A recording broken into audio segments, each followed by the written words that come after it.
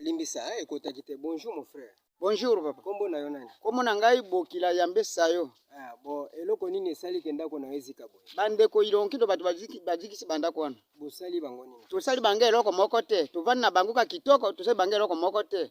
Tomoni ka lobi na pokwa, baye lobi na pokwa, babisi biso balobi toye sandruma na mboka moko ifongo, me bino bokima te. Bozala kaka tokosala bino eloko moko te. Biso tokotika na bandako tolali kaka. Tango bakei bakeko jokisa papa lobilo kuna. Baza siko na hôpital. Bon, nde na tongo ya lelo, biso pe to déplacer to bite to zana bandeko na likambo te, biso to ke misala. Nazonga boye na kutika bandako nyonso na ba aviron na bakisi po nga na zaka ite yawo. Hôpital nyonso bajikisi, ba aviron na ngai na ndako na komona ba aviron, mbonga 1,800,000 ezaki na kati ya ndako, mwana na kati ya ndako, asa ziki ba aviron biloko nyonso, eziki ko bima na ngai kaka boye. Il faut qu'on pèse information précise, c'est-à-dire information ya solo, parce que ba image ozomona ezokende engumba Kinshasa. Ozali sûr que mwana na ziki na ndako oyo. Bon nazo lukai nazo mona te po azaika na kati ya ndako. Tango mama bandako nyonso yango wana boko iko kota kuna po mona tango batumbaki ndako azalaki yena nani? Ye moko nde po ya alalaki mama kendeki mai. Bonga na kende pelanga. Tozonga boye to mona pe yete ndako pe ziki. Mama azasiko wa. Mama depo akotaki zamba yete. Mwana ngo aza ya mbula boni to sanza boni. Ifazala na mbula petro fa ko zala 4. Ifeza 4. Bon, lobi tango bato Ilongo Kindo balekaki, bomonaki bango basimbaki eloko nini na maboko na bango. Basimbaki mindoki, bandongo na bango, banjete ba machete. Baleki boye.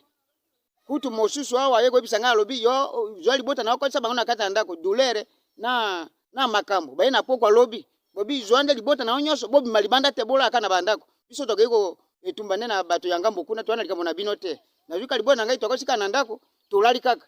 Na tongo pe tokeka misala or ke baye lisu deuxième fois po bakenda ko mabato lisusu. Ne baye kozikisa bandako wana. Okuko kota pe na bandako kwa ndio tana biloko ba vilo na biloko ndenge se bebi kuna. Na bakisi nyonso. Onde ko boma pasa yo ko boma senye. Foto kufele akaka mboka ya baba tu wa kuki kopanda wa ba radio to nyonso na kambina na zabo diloko nyonso tu. Na ba velo kuna okota kuna na ba velo. Radio ya pile eloko izala kana baba yango. Ukobota mamoka bokunde mabe moto makoza penza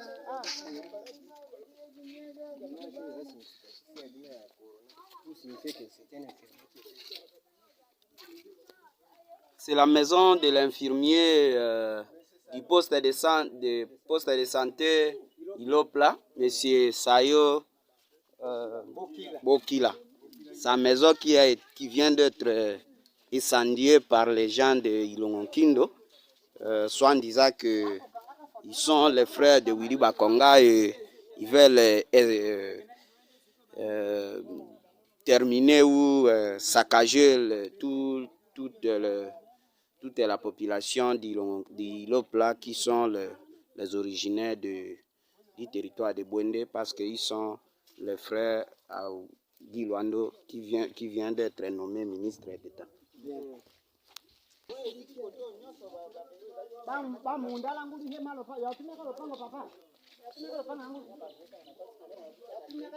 Ces comportements, c'est le comportement à éviter. Nous dénonçons ces mauvais comportements, ce genre de choses. Cette chambre, on a incendié. Il a presque perdu tous ses vélos. Tous les effets qui étaient ici, selon ses dires, les habits de sa femme, de ses enfants et de lui, sous les feux. La température est trop élevée. Ou bien arrêtez ça. On va prendre ça après. On ferme d'abord.